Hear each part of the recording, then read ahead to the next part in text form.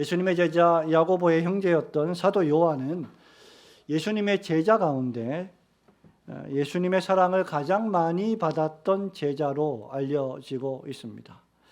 아마도 사랑에 대해서 누군가가 말할 자격이 있다고 하면 아마 사도 요한이 가장 자격 있는 사람이 아닐까 생각이 됩니다. 실제로 요한은 자신을 소개할 때 요한복음에서 수차례에 걸쳐서 특별히 요한복음 13장 23절에 보면 자기 자신을 예수의 사랑하시는 자로 묘사합니다. 예수의 제자 중 하나 곧 그가 사랑하시는 자가 예수의 품에 의지하여 누웠는지라 이렇게 소개하고 있습니다.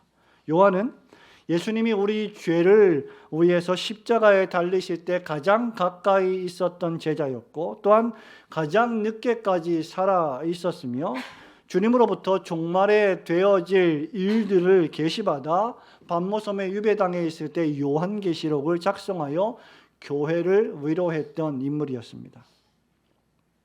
예수께서 사랑하셨던 요한은 patmos섬에 유배당하여 요한계시록을 쓰기 직전에 이 요한서신서를 썼습니다.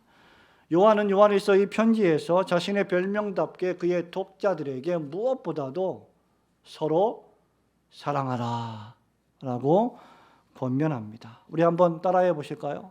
서로 사랑하라. 예수의 사랑하시는 제자였던 요한은 사랑을 받은 자답게 사랑하라는 이 말을 무려 11절과 12절에서 3번씩이나 반복하여 강조합니다. 아예 요한은 7절에 보면 사랑하는 자들아 라고 이 편지의 독자들에게 호칭을 사랑하는 자들아 라고 하고 있음을 보게 됩니다. 이 말은 그리스도인은 하나님의 사랑을 받은 자요 또 그 하나님의 사랑을 실천해야 할 자들임을 암시하고 있는 말씀입니다. 그리스도인은 왜 서로 사랑해야 하겠습니까? 사실 이 본문 말씀을 기록하기 전에 요한은 바로 위에 있는 1절부터 6절에서 참된 선지자와 거짓된 선지자를 비교 설명한 바 있습니다. 그리고 너희가 종말의 때에 그리스도라고 하는 적그리스도가 많이 발생할 텐데 그 영들을 다 믿지 말고 영들이 하나님께 속하였나 시험하여 보라고 우리에게 경고한 바 있습니다. 이유는 이 세상에 거짓 영들이, 거짓 교사들이 이미 출현했기 때문입니다. 오늘 본문의 말씀은 거짓 영들이 아니라 하나님께 속한 영들이, 즉 성도들의 그 특징이 무엇인지를 설명해 주는 말씀입니다. 하나님께 속한 성도들의 영의 특징은 하나님의 속성의 본질 가운데 하나인 하나님의 사랑을 서로 실천한다는 것입니다. 그러니 어떤 사람이 나는 예수를 믿는 사람입니다. 나는 교회를 다닙니다. 나는 성도입니다. 나는 천국에 갈 것입니다. 라고 말하면서 하나님께 속한 특징 가운데 하나인 사랑을 자신의 삶 속에서 실천하고 있지 않다면 그는 결코 진정으로 하나님께 속한 자가 아니라는 것입니다. 그러므로 요한은 3장 18절에서도 이렇게 권면합니다. 자녀들아, 우리가 말과 혀로만 사랑하지 말고 오직 행함과 진실함으로 사랑하자. 그렇기에 사랑이라는 것은 영적으로 다시 태어나는 중생과 회심의 가장 강력한 증거가 되는 것입니다. 오늘 성탄 감사 예배를 드리면서 사랑이 무엇인지 그리고 왜 우리가 서로 사랑을 실천해야 하는지를 묵상해 보고자 합니다. 우선 무엇보다도 첫째로 우리가 경배하는 하나님께서 사랑의 소유자가 되시기 때문입니다. 우리를 부르시고 우리를 구원하시고 그 결과 우리가 경배하게 된 하나님께서 사랑을 갖고 계신 분이시다라는 말입니다. 우리 7절과 8절을 한 번 더 보겠습니다. 사랑하는 자들아, 시작. 사랑하는 자들아, 우리가 서로 사랑하자. 사랑은 하나님께 속한 것이니 사랑하는 자마다 하나님으로부터 나서 하나님을 알고 사랑하지 아니하는 자는 하나님을 알지 못하나니 이는 하나님은 사랑이심이라. 아멘. 요한은 우리에게 서로 사랑할 것을 요구하면서 이 두 가지 명제를 제시합니다. 하나는 사랑이 하나님께 속한 것이다.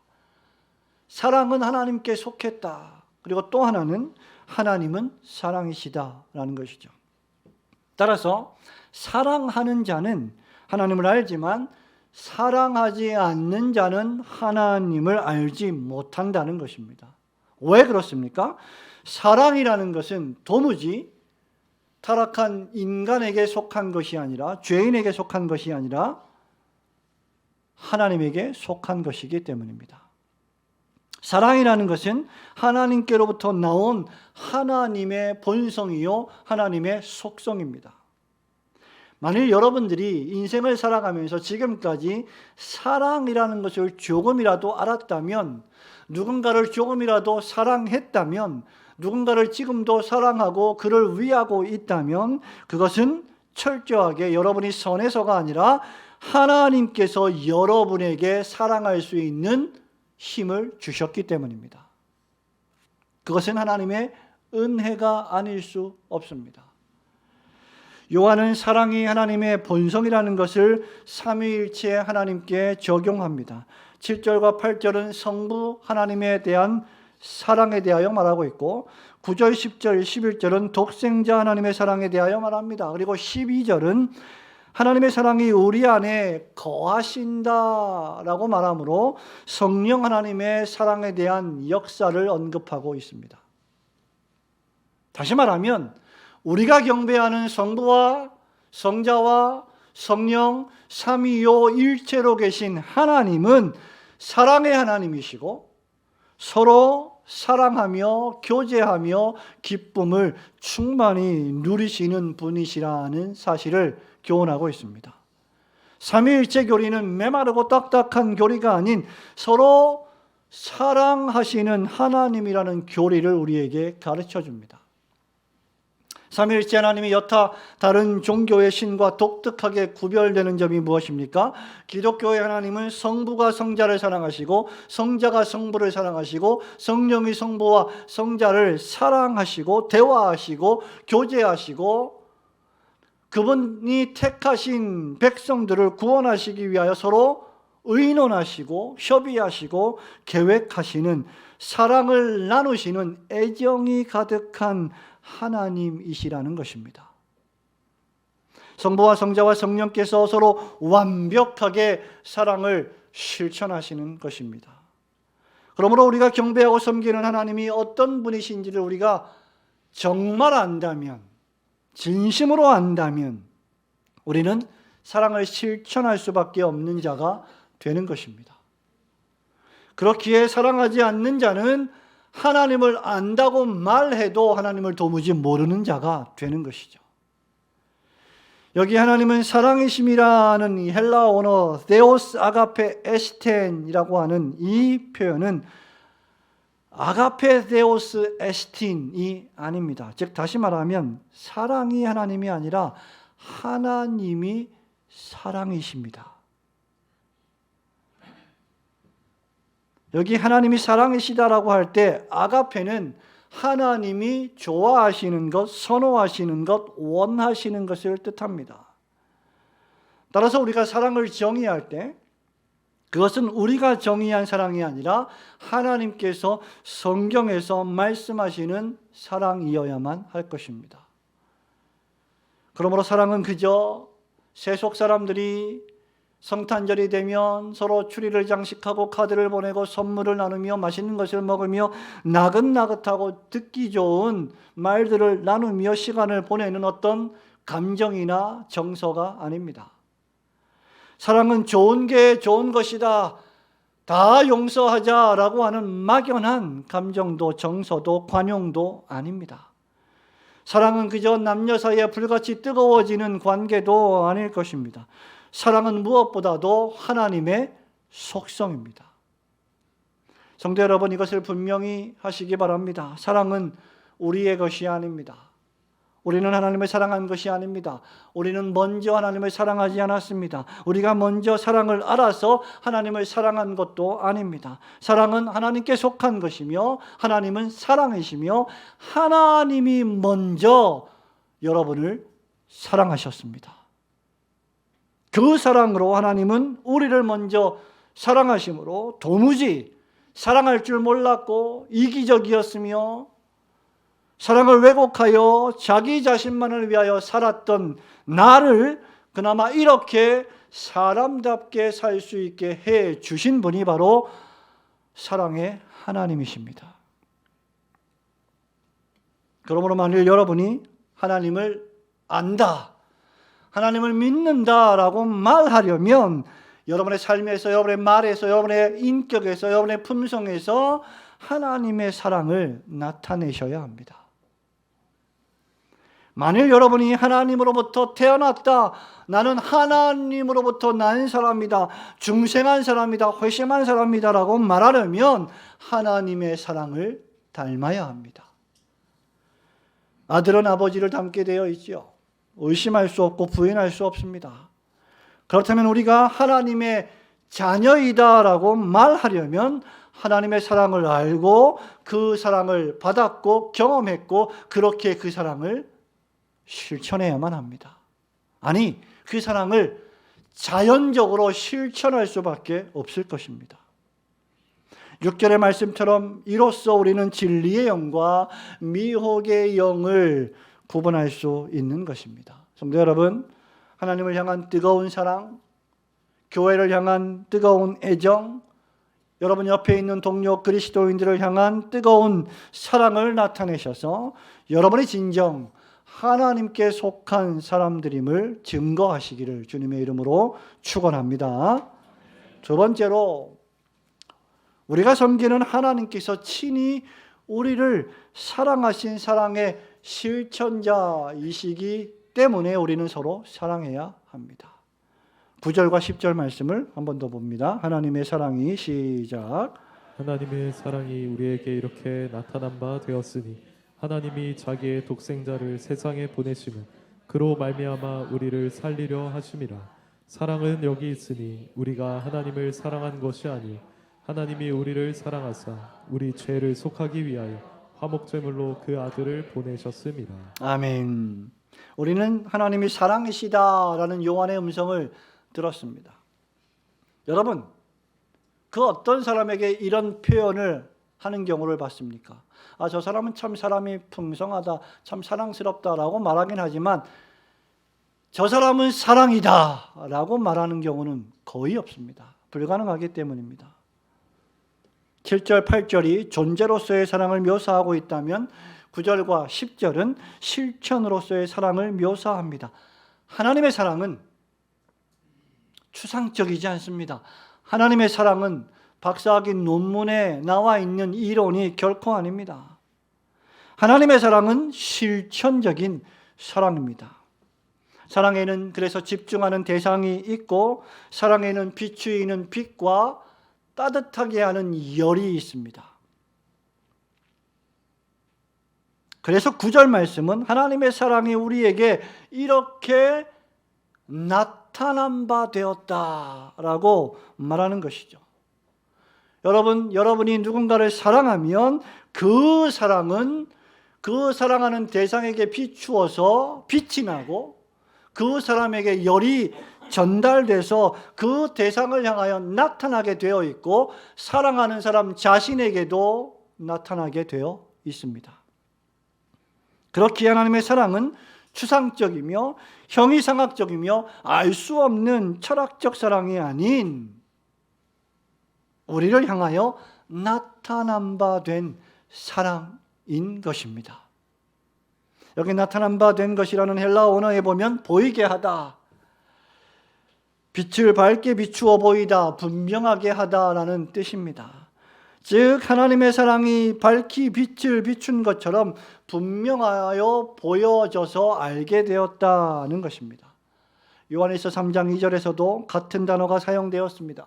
사랑하는 자들아, 우리가 지금은 하나님의 자녀라. 장래에 어떻게 될지는 아직 나타나지 아니하였으나 그가 나타나시면 우리가 그와 같을 줄을 아는 것은 그의 참모습 그대로 볼 것이기 때문이니 그가 나타나시면 우리가 어떤 사람이 될 것인지 분명해 보여 알게 될 것이다 라는 말입니다.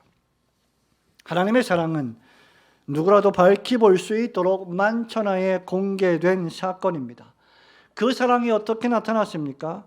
9절에서 요한은 하나님이 우리를 살리기 위하여 그분의 독생자를 보내셨다라고 말씀했습니다. 10절에 보면 우리 죄를 속하기 위한 화목제물로 보내셨다라고 말합니다. 허물과 죄로 죽어버렸던 우리를 살리시기 위하여 독생자 예수를 보내셨고, 그리스도께서 우리 죄를 위하여 십자가에 돌아가셨으며 성령 하나님의 역사하심으로 말미암아 우리가 영적으로 산 자가 되었습니다. 바로 하나님의 사랑의 선물을 통하여 우리가 그리스도를 믿게 되었으며, 그리스도 안에 있는 하나님의 사랑을 깨닫고 느끼고 인식하고 경험하게 되었습니다. 무엇보다도 하나님은 자신의 독생자를 우리에게 선물로 주셨습니다. 여러분, 독생자의 뜻이 무엇입니까? 하나밖에 없는 아들, 독특한 아들, 구별된 아들을 뜻합니다. 하나님께서 가장 사랑하시는 그분의 아들이십니다. 그 아들을 보내셨다는 것은 대단한 사랑이 아닐 수 없습니다. 하나님께서는 예수님을 단지 우리를 가르치시고 우리의 모범이 되게 하시려고 보내신 것이 아니라 우리의 죄를 속하기 위한 화목제물로 보내셨습니다.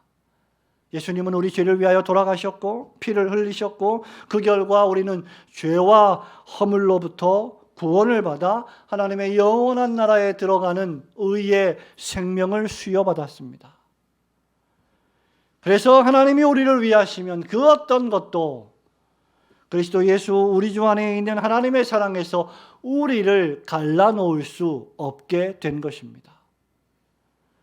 하나님이 왜 독생자를 주셨습니까? 하나님은 왜 독생자 예수를 화목제물로 보내셨습니까? 바로 9절의 말씀처럼 우리를 살리시기 위해서입니다.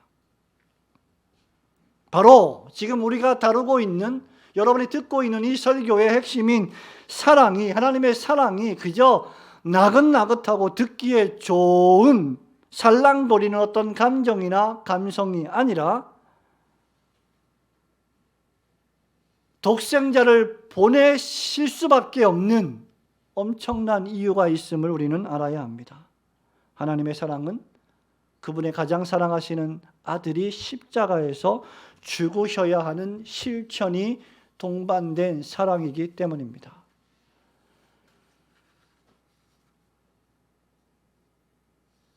여러분, 이것은 여러분의 죄가 얼마나 참혹한지를 우리에게 응변적으로 교훈해 줍니다. 예수님의 십자가가 아니고서는, 예수님께서 고난당하시고 십자가에 못 박혀 피를 흘리려 돌아가시지 않고서는 결코 그 참혹한 죄를 씻을 다른 방법이 없기 때문입니다. 그 이유 때문에 예수님이 우리와 같은 사람의 몸을 입고 이 세상에 오셨고, 고난받을 필요가 없으신 그분이 우리를 위하여 고난받으셨고, 피 흘리실 필요가 없는 그분이 우리를 위하여 피를 흘리신 것입니다. 바로 우리를 살리시기 위함입니다. 그러면 하나님은 도대체 왜 우리를 사랑하십니까? 유명한 찬양의 가사에 있는 것처럼 왜 날 사랑하나, 왜 날 사랑하나, 아무리 묻고 물어도 우리는 답을 찾을 수 없습니다. 그것이 하나님의 깊은 신비의 섭리의 은혜라고 밖에 말할 수 없는 것입니다. 그래서 바울처럼 로마서 11장 33절에서 깊도다 하나님의 지혜와 지식의 풍성함이요, 그의 판단은 헤아리지 못할 것이며 그의 길은 찾지 못할 것이로다 라고 노래할 뿐입니다. 하나님의 사랑은 이론이 아닙니다. 하나님의 사랑은 가장 사랑하시는 독생자를 여러분을 위하여 아낌없이 내어주셨던 실천적인 사랑입니다. 그러므로 이런 하나님의 사랑을 여러분이 받으셨다면 여러분들도 여러분의 가장 소중한 것들을 기꺼이 하나님의 나라와 그분의 영광을 위하여 들이시는 사랑의 실천자들이 되시기를 주님의 이름으로 축원합니다. 마지막으로 하나님은 친히 우리를 사랑하셨을 뿐만 아니라 우리에게 사랑을 명령하시는 사랑의 요구자이십니다. 11절과 12절 말씀을 한 번 더 보겠습니다. 사랑하는 자들아, 시작. 사랑하는 자들아, 하나님이 이같이 우리를 사랑하셨은즉 우리도 서로 사랑하는 것이 마땅하도다. 어느 때나 하나님을 본 사람이 없으되 만일 우리가 서로 사랑하면 하나님이 우리 안에 거하시고 그의 사랑이 우리 안에 온전히 이루어지느니라. 아멘. 요한의 11절에서 우리에게 사랑의 실천을 요구합니다. 이것은 거의 정언 명령과도 같은데 반드시 따르고 지켜야 할 명령입니다. 이런 의미에서 하나님은 우리에게 사랑의 요구자가 되십니다. 우리는 하나님께 사랑을 요구할 수 없습니다. 날 사랑해 주세요라고 요구할 자격도 없고 그럴 의도도 없었던 존재들입니다. 그러나 하나님은 우리에게 그런 자격이 있으십니다. 11절, 12절에 보면 우리가 서로 사랑하는 것이 마땅하다고 했습니다. 그 이유는 하나님이 이처럼 우리를 사랑하셨기 때문이다 라고 밝힙니다. 여러분, 그 어떤 사람이 사랑하는 대상에게 내가 이렇게 널 사랑했으니 너도 나를 이만큼 사랑하라고 자신 있게 말할 완전한 사랑을 실천할 사람이 있겠습니까? 여러분, 그런 사람이 있다면, 세상의 모든 사람들이 그런 사랑을 하고 있다면 이 지상에는 그토록 많은 이별의 노래, 사랑의 슬픔, 괴로움, 그런 노래는 나오지 않았을 것입니다. 진실한 신자는 그러므로 하나님이 우리를 사랑하신 대로 우리도 사랑을 실천해야 합니다. 그 이유는 단 하나밖에 없습니다. 바로 하나님이 이렇게 우리를 사랑하셨기 때문입니다. 허물과 죄로 죽었던, 그래서 우리의 지성과 감정과 의지와 인격이 왜곡되어서 마땅히 생각할 바대로 생각하지 못하고 내 마음대로, 내 편한 대로, 내 원하는 대로 생각하고 말하고 행동했던 나를 위하여 십자가에서 피 흘려 주심으로 사랑할 수 있게 된 존재로 바꾸어 주셨기 때문에 우리는 그분을 사랑해야 한다는 말입니다. 사랑은 그렇기에 하나님께 집중하게 합니다. 사랑은 하나님의 말씀에 집중하게 합니다. 사랑은 하나님을 향한 예배에 집중하게 합니다. 사랑은 하나님이 주신 계명의 말씀에 집중하게 합니다. 사랑은 그리스도의 몸된 지체들로 구성된 교회에 집중하게 되고, 사랑은 형제들의 궁핍함을 보고도 모른 척하지 않으며 도와줄 마음에 집중하게 됩니다.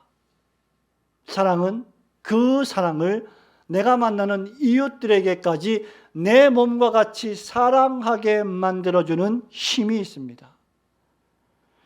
그래서 바울은 고린도전서 13장에서 사랑을 가리켜 뭐라고 말했습니까? 무례히 행하지 아니하며 자기의 이익을 구하지 아니하며 썩내지 아니하며 악한 것을 생각지 않는다라고 말한 것입니다. 그리스도인의 사랑은, 성도의 사랑은 나의 이기적인 감정, 정서, 생각을 만족시키는 사랑이 결코 아닙니다. 참된 그리스도인의 사랑은 예수님이 그리하셨던 것처럼 자기 자신을 내어주는 사랑입니다. 자기 자신의 시간, 자기 자신의 물질, 자기 자신의 재능, 자기 자신의 모든 것을 내어주는 것 말입니다. 그래서 사랑에는 수고로움이 동반될 수밖에 없습니다.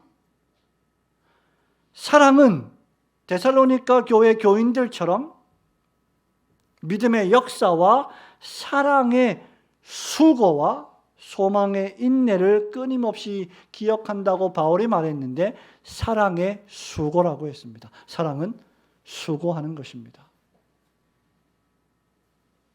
누군가의 수고 때문에 여러분이 사랑을 받으며 살아가는 존재로 숨쉬는 것입니다. 따라서 누구나 사랑을 말할 수는 있지만 누구나 사랑을 위해 수고하는 것은 아닙니다. 그래서 우리 요한이 말과 혀로만 사랑하지 말고 행함과 진실함으로 사랑하라 했던 것입니다. 요한은 사랑이 하나님의 본성이며 이 사랑이 과거 우리 죄를 위하여 십자가에서 돌아가신 예수님에게서 드러났을 뿐만 아니라 오늘 현재에게도 계속되는 하나님의 역사라고 말합니다. 12절에 보십시오. 어느 때나 하나님을 본 사람이 없으되 만일 우리가 서로 사랑하면 하나님이 우리 안에 거하시고 그의 사랑이 우리 안에 온전히 이루느니라. 여러분, 어느 때라도 사람이 하나님을 본 적이 없다는 말은 명백합니다. 출애굽기 24장 10절에 보면 모세조차도 하나님의 뒷모습만 보았을 뿐입니다. 하나님은 볼 수 없는 분이십니다. 그런데 사도 요한은 우리가 서로 사랑하면 하나님이 우리 안에 거하신다는 놀라운 진술을 하고 있습니다. 하나님의 백성들 사이에 존재하는 하나님의 사랑은 하나님이 이 세상에 계시다는 강력한 증거입니다. 성도가 성도를 서로 사랑하지 않는데 어떻게 세상에 있는 사람들이 우리를 보고 하나님을 사랑할 수가 있겠느냐 말입니다. 그렇게 할 수만 있으면 그리스도인들은 분열하지 않아야 하며 사랑을 실천해야 하며 자기를 죽이고 자기를 참고 자신보다 남을 더 낮게 여겨야 하는 것입니다. 그리스도인들의 교회를 위한 희생과 헌신, 즉 하나님을 향한 사랑이 존재한다는 것은 하나님께서 이 세상에 계시다는 것을 의미합니다. 이것은 실로 중대합니다. 왜냐하면 여러분이 실천하는 사랑이 여러분을 구원하는 근거나 토대가 될 수는 없겠지만 하나님을 믿는 우리의 사랑의 실천이 바로 우리의 구원받는 믿음의 열매요 증거가 되기 때문입니다. 요한은 8절에서 사랑하지 아니하는 자는 하나님을 알지 못한다라고 단언하고 있습니다. 확신 넘치게 말하고 있습니다. 즉 진정한 사랑이 무엇인지 모르며 그 사랑을 실천하지도 않는다면 아무리 하나님을 안다고 말하고 아무리 교회를 출입한다고 말해도 하나님을 모르는 사람이라는 말입니다. 사랑을 실천하지 않는다면 중요한 순간마다 자기 자신이 튀어나오고 이기적이 된다면 그는 교회를 오랫동안 다녔다 할지라도 하나님을 참으로 알지 못하고 다닌 것이 되는 것입니다. 왜냐하면 하나님은 사랑이시기 때문입니다. 거짓 교사들의 가르침을 배격하고 우리의 구원의 토대이신 예수 그리스도와 그분이 우리를 위해 하신 십자가 구속을 믿는다면 그는 구원을 확신할 수 있습니다. 그 구원은 우리의 내부에서 나오지 않고 우리의 선한 행동에서 나오지도 않습니다. 그 구원은 오직 화목제물 되신 그리스도 예수에게서만 나옵니다. 그 화목제물 되신 예수님을 여러분이 믿는다면 여러분은 참으로 회개할 것이요 여러분을 위하여 생명을 내어주신 예수님을 위해 살며 그런 사랑을 우리 마음에 가득 부어주신 하나님을 사랑하며 살게 될 것입니다. 더 나아가 그렇게 하나님을 믿음으로 한 형제 자매된 성도들을 돌보며 격려하며 피차 권면하며 함께 믿음의 길을 기쁘게 걸어갈 것입니다. 형제가 궁핍하면 그를 기쁨으로 도울 것입니다. 말과 혀로만 사랑하지 않고 행함과 진실함으로 사랑하게 될 것입니다. 그리스도인 된 형제 자매를 향한 사랑의 실천은 그가 참된 그리스도인이라는 웅변적인 증거요 열매입니다. 그러므로 너희가 서로 사랑하라는 이 하나님의 명령의 음성을 주님이 오신 이 성탄을 감사하는 찬양의 주일에 엄중히 들으시고 부지런히 사랑을 실천하시기를 주님의 이름으로 축원합니다. 성도 여러분, 말씀을 맺습니다. 사랑은 부분적이지 않습니다. 만일 여러분이 누군가와 사랑에 빠진다면 그에게 지성만 주고 감정은 주지 않고 의지도 행동도 주지 않을 수 없을 것입니다. 누군가를 사랑한다면 지성과 감정과 의지와 인격 모두를 주어야 합니다. 특히 서로 교제하다가 결혼을 약속하고 하나님과 사람 앞에서 서약을 하며 증인 선서를 하며 한 몸이 되려고 하는 사람들에게는 더욱더 이 말씀이 진리가 될 것입니다. 특히 하나님을 사랑하는 일은 이보다 더해야 하지 않겠습니까? 여러분이 하나님을 사랑한다면 하나님이 우리를 사랑하심 같이 하나님을 사랑하십시오. 하나님은 자기 아들을 아낌없이 여러분을 위해 주셨습니다. 오늘 여러분이 받게 될 그 어떤 10,000원짜리 선물에 비교할 수 없는 엄청난 선물이 되어 주셨습니다. 그러므로 여러분은 하나님께 여러분의 지성만 드릴 수 없습니다. 여러분은 하나님께 여러분의 정서만 드릴 수 없습니다. 여러분의 전 인격을 하나님께 드려야 할 것입니다. 하나님을 사랑한다면 여러분 서로 사랑을 실천하십시오. 여러분 옆에 형제자매의 필요를 채우십시오. 하나님의 아들 독생자 예수 그리스도께서 피 흘려 사신 교회를 더욱 뜨겁게 사랑하시고 교회의 필요를 채우십시오. 예수 그리스도께서 십자가에 피 흘려 돌아가심으로 구원하시기로 작정하신 하나님의 백성들에게 복음을 전하기 위한 선교적 삶을 살아가십시오. 그렇게 해야만 사랑이 우리에게 온전히 이루어지고 심판날에 우리는 담대함을 가질 수 있게 될 것입니다.